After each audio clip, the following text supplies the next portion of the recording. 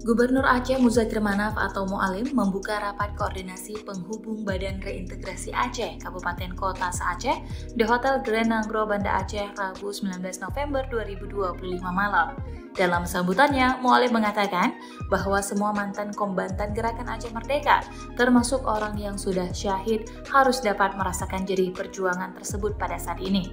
Karena itu Mualim saat ini tengah berjuang agar seluruh orang yang pernah terlibat dalam perjuangan masa konflik dulunya dapat sejahtera.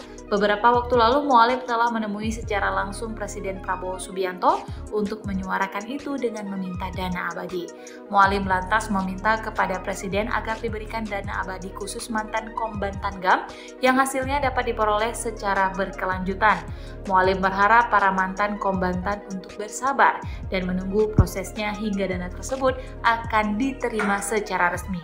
Dalam kesempatan itu, Mualim berpesan kepada seluruh mantan kombatan untuk menjaga kekompakan dan jangan saling bermusuhan sesama rekan. Sebagaimana diketahui, BRA adalah lembaga pada pemerintah Aceh yang secara khusus menangani urusan reintegrasi dalam merawat perdamaian yang berkelanjutan di Aceh.